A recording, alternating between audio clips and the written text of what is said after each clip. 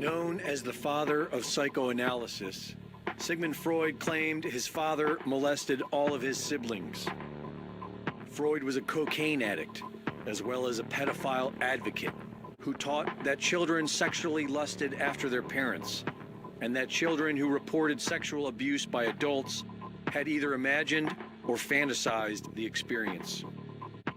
He believed that women were the problem with society, and all their problems stemmed from not having a penis.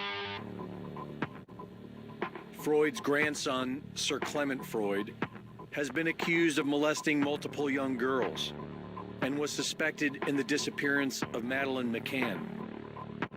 Sigmund Freud's sister, Anna Freud, whom Freud claimed was regularly molested and abused by their perverted father, gave birth to Freud's nephew, Edward Bernays, the father of propaganda.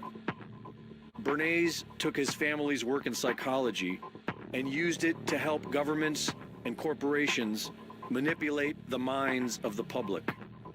Hired by the American Tobacco Company, Bernays manipulated women into buying more cigarettes by convincing them that smoking was a form of feminist liberation. During this propaganda campaign, he dubbed cigarettes torches of freedom. Thanks to Bernays and his family's twisted legacy, social engineering became big business. Modern psychology was used to exploit mankind's mental weaknesses, nurture the public's lower desires, and turn people into mindless consumers.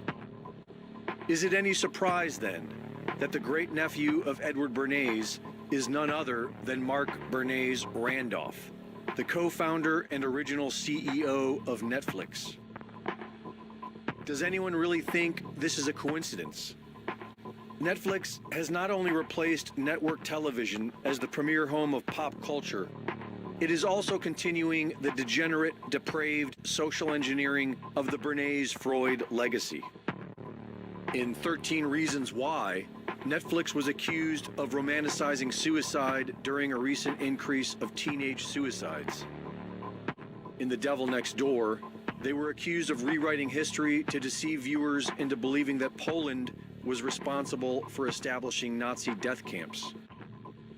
In The First Temptation of Christ, Jesus Christ is depicted as a homosexual.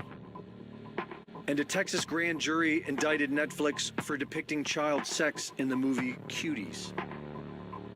Netflix and chill, the new preferred method for brainwashing the masses.